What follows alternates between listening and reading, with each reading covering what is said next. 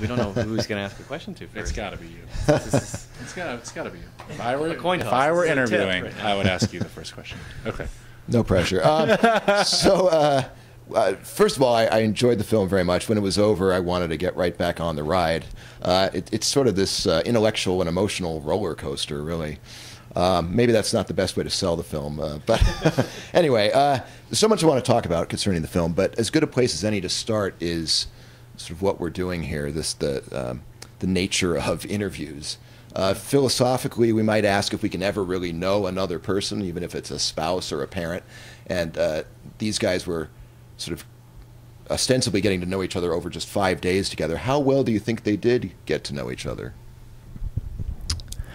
I think that's up for debate. You know, I think they probably walked away from it with very different impressions. You know, I mean, I think a lot of it was probably obscured by certainly David Lipsky's desire to have more than just a professional sort of experience. I think he, you know, wanted a friendship from that time. I think he felt a real sense of intimacy. I think, you know, he had pitched the story to his editors. He'd made a big trip out to the Midwest to interview someone that he thought was a living genius. It was a big deal for him. He was young. He was 30 and Wallace was only 34. David Foster Wallace was at the tail end of a book tour talking about this book a lot, and I think was really exhausted. So I think hopefully there is a tension in the film where you're not quite sure whether these are two guys making themselves vulnerable in a genuine way and connecting, or performing for each other, posturing for each other. You know, they both have jobs to do, to promote something and then to report on something. Right. So hopefully there's a bit of gray area there. Mm-hmm. Actually, I wanted to ask about another kind of tension in the film, which is, and in Wallace's life and career, I think, between high culture and low culture. And that's something that all artists probably experience, and in all American lives we experience. One of the more cinematic images in the movie for me is that long main drag of the chain restaurants and fast food restaurants. We all recognize that image.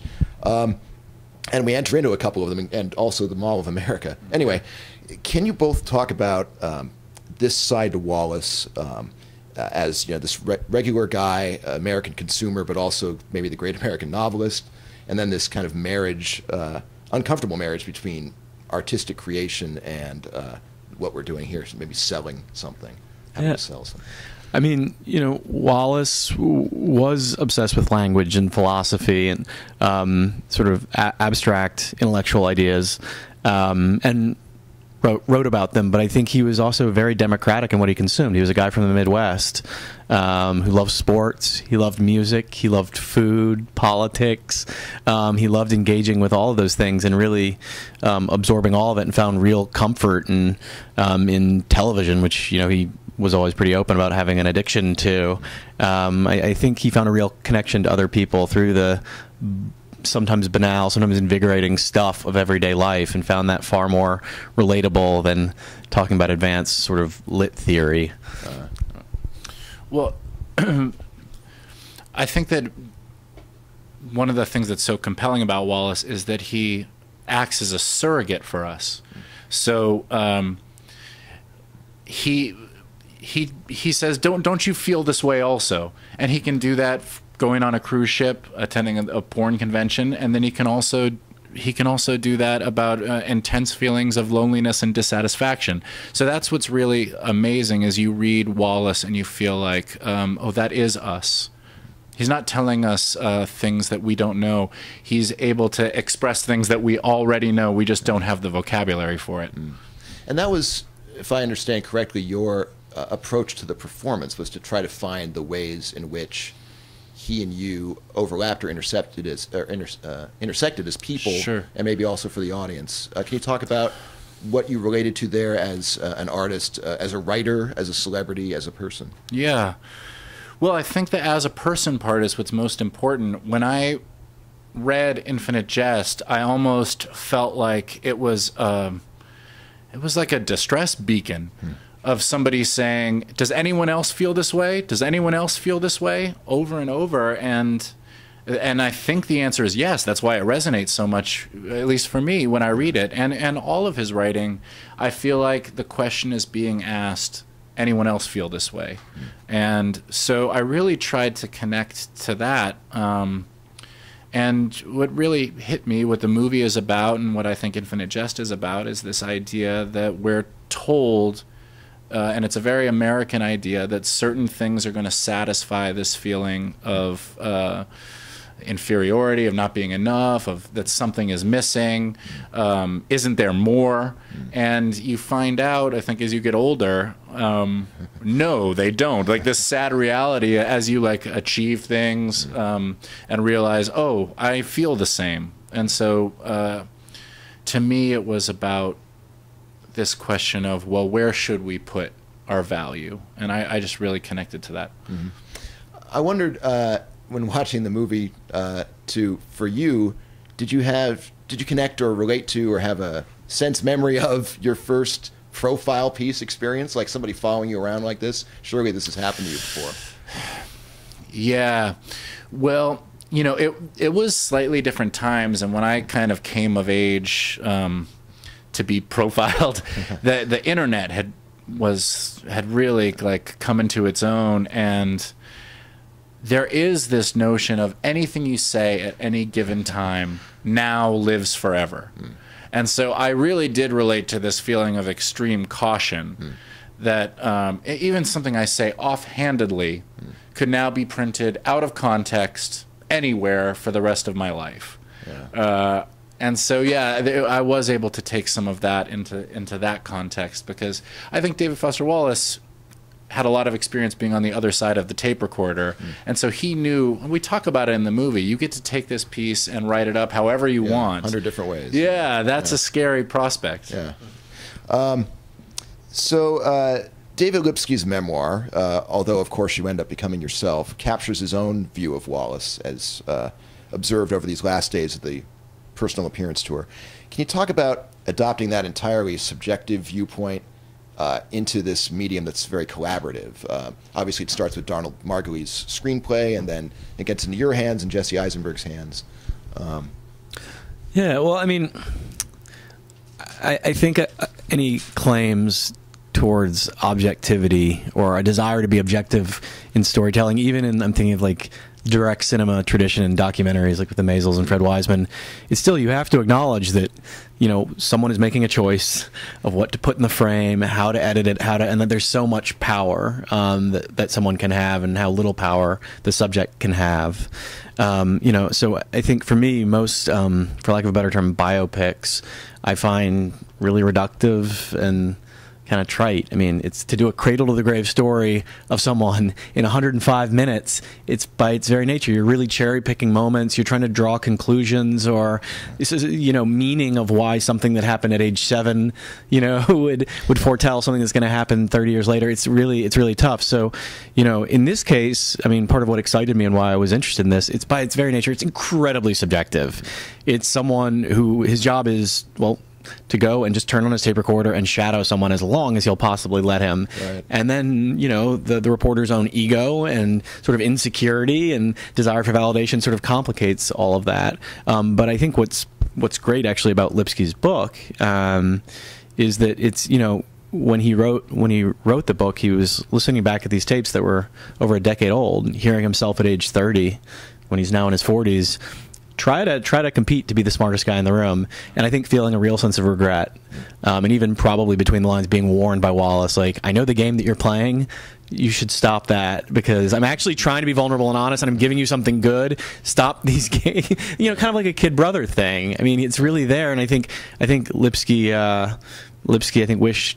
I get this sense of regret and melancholy and a desire to that, you know, that maybe he could have done it differently. And you know, in a different context, if these guys met in a different way, they might have become good friends. But because of the nature of their professional needs and requirements of that relationship, there were always going to be weird walls and sort of a very performative aspect maybe to what they were doing. We're talking with actor Jason Segel and director James Ponsoldt about the end of the tour. So what sort of discoveries did you guys both make in listening to Lipsky's tapes? the thing that struck me was how fun the conversation was. For as tense as it could have been, given the context, I guess over 4 days you're bound to let your guard down a little bit. And so the fun pop culture conversations when music would come on the radio or they would get off on a tangent was really what hit me, because it led to some really important decisions about what the movie should be like. And James and I had talked about it, but you really need to want to be in that car as an audience member. Yeah. If this is just two smart guys talking, or if it's just pure heaviness, emotional heaviness, it's not a fun car ride. And so I think that part of what James captured so well is there's some real serious stuff in the movie, but there's also elements of two guys on a road trip together, which I thought that was really cool to hear David Foster Wallace talk candidly about music. You know, it was great. It was more in line with the short form writing, and then you get into the more infinite jest kind of stuff. So the conversation really encapsulates the different styles of David Foster Wallace's writing too. I think. Yeah. I think also when you know, in listening to all of those conversations, you realize, you know, they were two guys that were sort of, you know, finishing each other's sentences, that they were in many ways, in conversation at least, really great peers. And I mean Lipsky, everyone knows exactly how brilliant David Foster Wallace was. David Lipsky is also brilliant. He has in my experience, an encyclopedic knowledge of most everything, which can be exciting and can be exhausting. And I think when you hear the tapes, what you realize is by the end of it, you know, Wallace, he worked for 5 years on a really tough, very personal book, and then he was now at the tail end of a book tour promoting that and talking about those ideas, and I think really wanted to retreat and just go back and be alone. And he was just being prodded and prodded and prodded, and he sounded tired. You know, he sounded exhausted and just was probably vulnerable. That being said, it's hard to say, because again, you know, he did know how this article could be used, because he wrote great profiles himself of directors and, you know, athletes and politicians. And I think, you know, maybe how vulnerable either character was actually making themselves to the other person, I think it's impossible for us to know, and hopefully the film has a real tension and has a big question in that. I'd like to think that they were being intimate and vulnerable with each other, but maybe they were just performing. Right. So Margulies, who wrote the script, is a playwright who you studied under, right? Yeah. And while I feel the film is cinematic, it also has this theatrical quality to it that I love. It's this kind of classic two-hander thing that, like Frost Nixon or something like that. Yeah. And I also thought about Linklater a lot because it's such a great conversation film. Anyway, that emphasis on dialogue and the compressed scope of time and space, can you talk about it as a piece of drama? And did you have the luxury of rehearsal? We didn't rehearse, you know, properly. I mean, like, as far as in a very traditional, like, let's rent a space for a few weeks and work for 8 hours a day.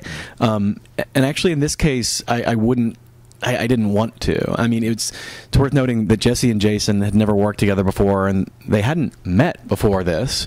And that was the relationship that Lipsky and Wallace had. You know, this is not a film about Wallace's, you know, a family member or a roommate. It's about a stranger who came with an agenda that he's very open about and that Wallace was very aware of, and then he left, and they didn't stay in each other's lives. So that process, but I do think there was something electric while they were together, and I think it was revelatory, certainly for Lipsky, who's the person who wrote the book that the whole thing is based on. I think it did alter his consciousness and the way that he approached his work. So in that regard, yeah, I mean, in that regard, so much of this, I think, it's subjective, and it is a power struggle between two guys, of someone with less power trying to gain it. Yeah. Maybe to reframe it for Jason a little, you're working with Jesse. Did you guys find that you had a very similar approach to the material and the characters, or was there a period of sort of sniffing around each other about how you guys would work and approach the material?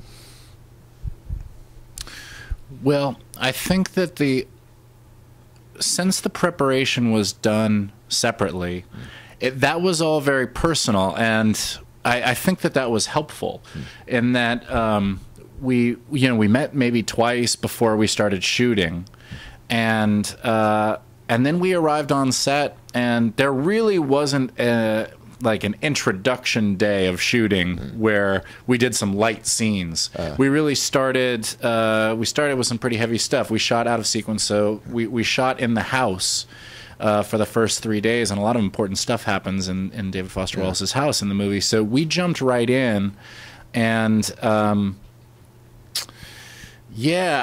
think that seeing, I knew going in that Jesse was just going to come uber prepared and sharp as a tack, and he did, and so I didn't really have a choice. I mean, I wasn't going to do it any other way anyways, but I think it was two guys who knew that they had to come in and kind of be on their game. Yeah, I mean, it's worth noting. While we didn't, it was important for me to kind of keep them separate and let the discoveries, the epiphanies, whatever it is, hopefully happen on camera individually. And myself with each of them, they did a lot of preparation to in there through their own processes to get ready to sort of, it was a boxing match to some degree. And I know that the script had to be just an amazing starting point, but I wonder too, so much of acting is reacting, and how much there might have been of a little bit of improvisation, or was there anything like that? There are very sparse moments of something happening, but I felt as though doing any paraphrasing of David Foster Wallace wouldn't have done justice to how smart David Foster Wallace is. He's so much smarter than me. And so I felt like it was very important to come in literally word perfect, because there is such a specific way of articulating a thought. It's not even just a speech pattern or anything like that. It's one of the important character traits of David Foster Wallace is he speaks in perfectly formulated arguments that manage to sound conversational, and that's just not something that I would have been capable of doing in an improv way. So as you said, this you go the other route from the whole biopic thing, and this really is a snapshot of this moment in his life. Can you talk about where you think he was at this moment in his state of mind? I mean, obviously there's a haunted quality about it, with the quality of hindsight we all have, knowing that not long after this he'd be gone from the planet. Yeah, I mean, there's there's a D.T. Max biography called Every Love Story is a Ghost Story that came out a couple years ago that really, it's very different than Lipsky's book. It's a traditional biography that sort of gives you a sense of everything, where he was professionally, personally. So that helps contextualize, and through our own research, talking to people that were close to Wallace at the time, we have a pretty good sense of it. But he was in a good place. He was thriving as a teacher. He was a great professor at Illinois State. His students loved him, and I think that really gave him structure and made him accountable to people. And I think the stories that you hear from students of his, really, he bent over backwards and made himself available in a way. My father was a college professor for over 30 years, so I just have deep admiration for great teachers, and it sounds like he really was one of those. He had worked for 5 years on a really hard book. It was not him trying to sell out. It was him making an unchallenging, postmodern 1,079-page book, and the world didn't deny it. It affirmed it and totally embraced it. I don't know that he could have possibly expected that. It must have been a really weird thing. He was at that point, living really had an emphasis on living healthy. So, and I think there was probably also this feeling of there was some great weight that he'd just gotten rid of and put out, but also maybe that thing in his gut that you hope that is filled by by professional affirmation or the world saying you're a good person. I don't know that it necessarily was filled, because at the end of the day, what's next? What's next? It's a horrifying proposition. The friends of mine that I have that have created something really amazing and ambitious and that the world really embraces, there's just an insane amount of pressure on them that I would never want to have to deal with. So in some ways I can't imagine where he was. Anything to add on that, Jason? Well, I just think it's a very scary moment, and this is all speculation for me, but in having to getting to play the part, I had to make some of these decisions. I think it's a really terrifying moment when you unload something so personal, so good. It's embraced by everybody. It goes as well as it can possibly go, and then you are left with that you still feel the same. I think that is just a very terrifying moment, to have to deal with. And so this 4 days of the movie, that was what was on my mind, is what happens when something goes as well as it can possibly go and it doesn't change your insides. Well, I think this has gone as well as it could have possibly gone. Yeah, you nailed it. Thank you very much, guys. I hope the film Thank you very takes off. much. Thanks. Thanks.